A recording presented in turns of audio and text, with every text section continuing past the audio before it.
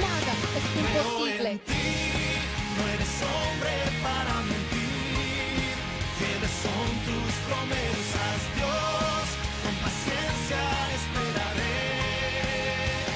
Su palabra tiene poder. No eres hombre para mentir. Fieles son tus promesas, Para ministrar esta nación. con paciencia esperaré. Este es el año de Mario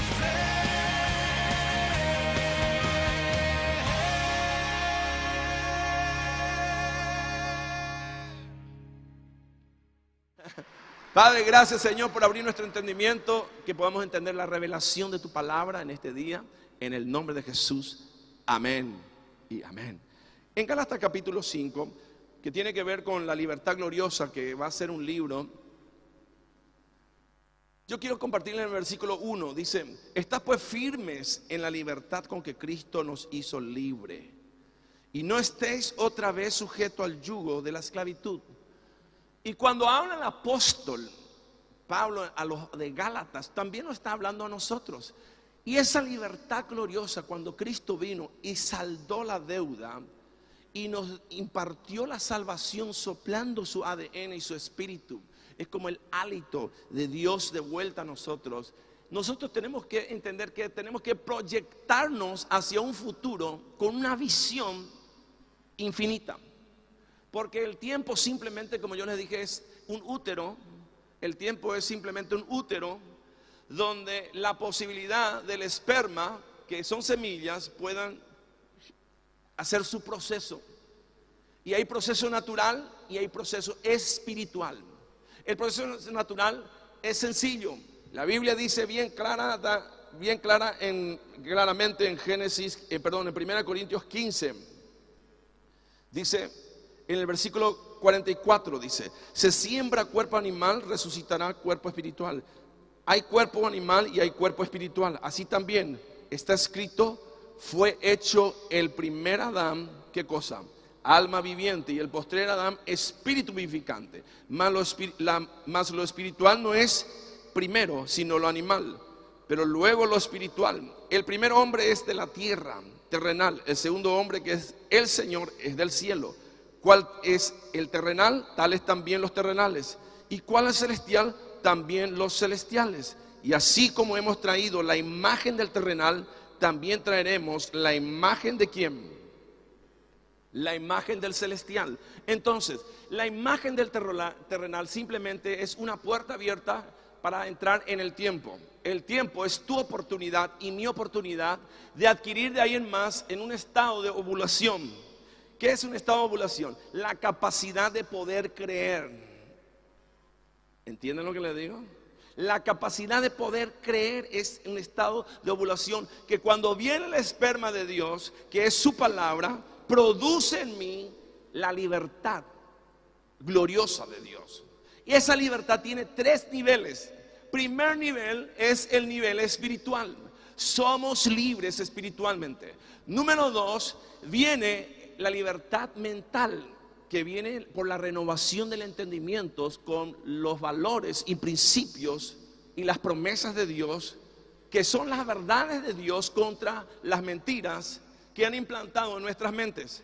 Entonces, las mentiras, ¿qué son? Es el espíritu de Grecia. Así dice Zacarías, que al final se enfrentarán el espíritu de Grecia contra el espíritu de Sión, dice. Y Sión es donde está sentado la autoridad de Dios y donde sale la palabra de Dios con autoridad, para que los que reciben esa palabra empiezan a producir en su interior la libertad gloriosa de Dios. Y en estos tiempos, el espíritu de Grecia, ¿qué es? La filosofía. Sócrates, Platón, Demóstenes, todos los filósofos que fueron influenciados en el siglo XVIII, XIX, ahora en el siglo XX, la tendencia de ideología sin Dios, el humanismo, tratando de sustituirle a Dios y decirle: Dios, no importa, no quiero saber nada de vos, yo voy a producir mi vida de excelencia y traer la paz con el esfuerzo humano. Y usted se da cuenta que eso no funciona, porque sin Dios, el hombre que fue diseñado por Dios no le puede decir a Dios: que esté fuera de su vida, porque no va a funcionar, porque fuimos creados, yo fui creado, yo no me creé a mí mismo, ni usted se creó a sí mismo. Entonces no se jacte de nada porque usted no se creó. Amén. Usted no se puede agregar ni siquiera 1 centímetro a su estatura, y Dios lo puede hacer. Entonces el espíritu de Grecia es la mentira que se metió, y usted sabe muy bien que Sócrates recorría Grecia, dice Atenas, influenciado por un espíritu, dice.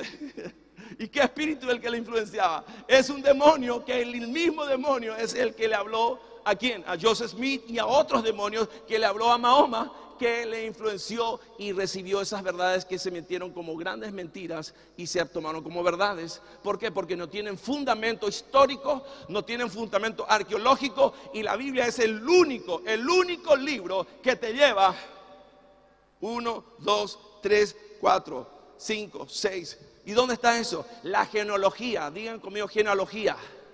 Ellos no tienen genealogía. Y usted puede creer en eso porque hay un amparo arqueológico histórico en todas las acciones de Dios. Y Dios se manifestó durante 40 años en el desierto a toda una nación, y le vieron a Dios, dice. ¡Wow! Nosotros a lo mejor todavía no le vimos a Dios, pero le hemos conocido a Dios. Y usted sabe muy bien que lo que a usted le pasó ahí adentro, nadie le puede robar. Esa libertad gloriosa es espiritual, mental, cuando usted empieza a recibir la palabra de Dios implantada. Santiago 1, 21 y 22. Pero lo cual, desechando toda inmundicia y abundancia de malicia, recibí con mansedumbre. ¿Qué cosa? La palabra implantada, la cual puede convertir y salvar el alma, dice. Salvar puede convertir el alma, que es la mente del hombre, donde están todas estas filosofías que han esclavizado a la humanidad y que le han impedido florecer en su potencial pleno. Por eso, cuando Cristo viene, mis queridos hermanos, a nuestras vidas, hay una revolución espiritual.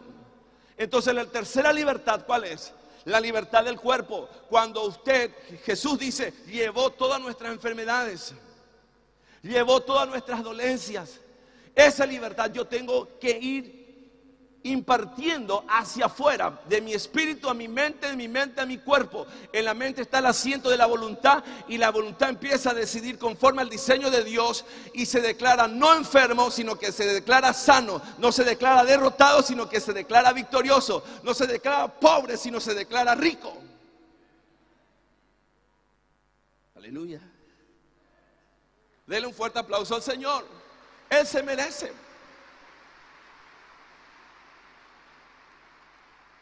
¿Y qué es lo que los otros dicen? Dicen, tengo que hacer. Por eso vemos el sufrimiento de la familia en el Medio Oriente, vemos el sufrimiento de la mujer en el Medio Oriente, vemos a través de todo esto el sufrimiento de la estructura esclavizante con mentiras y engaños, y, señores, dictaduras religiosas que han aplastado a la sociedad. Pero Cristo te hizo libre, y Paraguay es libre, Latinoamérica es libre, Iberoamérica es libre. Por eso en este día le digo a los que están mirando por televisión en este momento, en todo el mundo, entregue su vida y su corazón a Cristo y diga conmigo así: Señor Jesús, en este día te entrego mi corazón, me arrepiento y me rindo a ti en el nombre de Jesús. Amén. Amén. Esa libertad gloriosa empieza con la liberación espiritual. Señores, tenemos que involucrarnos, porque esto es una revolución espiritual que va a cambiar esta nación y el mundo en el nombre de Jesús. Y como dice alguien, ¿puede salir algo bueno de Paraguay? ¿Puede salir algo bueno de Paraguay? Aleluya. Señores, lo que se viene es una revolución que va a convulsionar todo Iberoamérica. Va a revolucionar el mundo. Ahora dice, esta libertad gloriosa está producida por la obra de Cristo. Y dice la palabra del Señor en Gálatas 5:2: he aquí yo, Pablo, os digo que si os circuncidáis, de nada os aprovechará Cristo. ¿Y qué le está diciendo Pablo? Que si ellos vuelven a buscar con sus acciones y esfuerzos y volver bajo la ley, Cristo no le va a aprovechar de nada. Y señores, ¿qué es que Cristo me aproveche a mí? Miren, lo que quiere decir que Cristo me aproveche está en Gálatas capítulo 4, versículo 28. Dice así la palabra de Dios. Así que, hermanos, nosotros como Isaac somos hijos de ¿quién? De la promesa. Digan conmigo, yo soy hijo de la promesa. ¿Qué quiere decir hijo de la promesa? Que ya no vuelvo a tratar que con la ley ganarme mi salvación y mi libertad. Porque Cristo ya cumplió la ley, pagó el pagaré, rompió el pagaré, y yo ya no le debo más nada por el pecado de Adán. Soy libre, y en esa libertad hoy tengo una responsabilidad personal e individual de caminar en libertad y de permanecer firme en la libertad. Para permanecer firme en esa libertad, tengo que entender que soy hijo de la promesa, y la promesa es la revelación de la palabra de Dios, que cuando yo recibo la palabra, estoy ovulando constantemente porque creo, aleluya, esa libertad, ese esperma de Dios produce en mí, empieza a tener el rompimiento, a producir en mí la manifestación de la libertad. ¿Y qué es la manifestación de la libertad?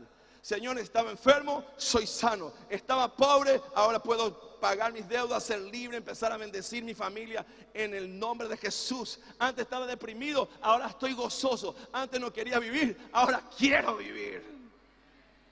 Aleluya. ¿Está entendiendo? Hijo de la promesa. No somos hijos de la esclava.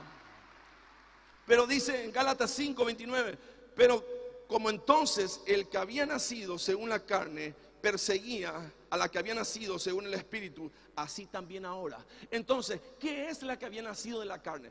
Todo lo que está producido en el plano natural, toda la estructura filosófica, información natural que recibimos, van en contra de lo que es la fe. Porque la fe tenemos que ser como niños para creer y aceptar. Porque dice, señores, ¿qué es la fe? Para la gente dice, vos estás loco. ¿Cómo va a simplemente creer? Por eso dijo Jesús, miren, para entrar en el reino, ¿qué tenemos que hacer? Tenemos que ser como un niño.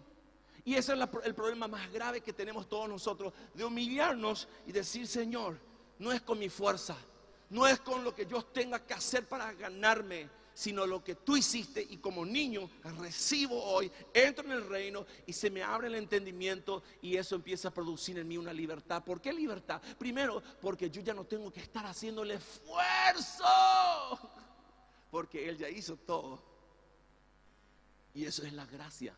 ¿Y la gracia qué es? Un favor de Dios, es la misericordia. Tenemos que ir creciendo en esa gracia, y en esa libertad hay una gran responsabilidad. ¿Qué es la responsabilidad? Hoy día somos hijos de la promesa y tenemos que tomar las promesas de Dios y hacer la realidad para nuestras vidas. Entonces dice, esa manifestación de lo natural persigue a lo espiritual. ¿Por qué? Porque mucha gente recibió información durante años en la universidad, en los colegios, lo que leyó, lo que le metió en la cabeza.